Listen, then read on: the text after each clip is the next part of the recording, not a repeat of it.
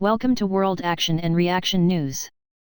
Today's we discuss France and Germany to develop new fighter without UK. The Anglo-French Unmanned Future Combat Air System, FCAS, project versus inset, a concept for a potentially alternative manned-unmanned next-generation weapon system, NGWS, that France and Germany would co-develop. BAE Systems, Airbus D&S, a Franco-German agreement last month to jointly develop a future combat aircraft system raises questions about the future of a similar Anglo-French agreement to develop a future combat air system, FCAS, that was concluded in principle in March of last year. The Franco-German pact resulted from the annual meeting of the two nations' Ministerial Council in Paris on July 13. French President Emmanuel Macron described it as a revolution. A joint statement declared that the two countries would develop a roadmap for the project by mid-2018. The £1.8 billion, $2.4 billion, contract for two Anglo-French FCAS operational demonstrators has not yet been issued by the two governments. Both BAE Systems and Dassault Aviation have said recently that they hope to receive it by year-end. The two companies previously received funding from the two governments for a joint feasibility study, then some pre-development work. Meanwhile, they continued to work separately on the Taranis and Neuron Unmanned Combat Air Vehicle, UCAV, demonstrators respectively. Taranis is an all-British effort for which BAE Systems is the lead contractor.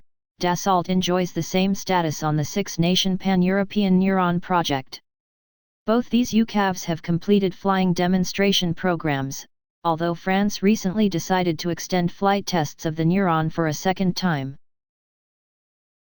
Despite the potential of the agreement in Paris to disrupt further Anglo-French cooperation, BAE Systems Managing Director for Military Air Systems Chris Boardman welcomed it during a meeting with defence journalists at the Royal International Air Tattoo, Riyadh, last month.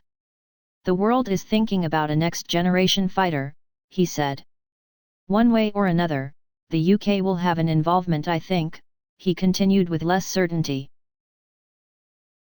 The Paris Agreement did not specify a manned or unmanned aircraft, or a mix. But the mix is apparently favoured in Germany, where a next-generation weapon system, NGWS, concept is evolving.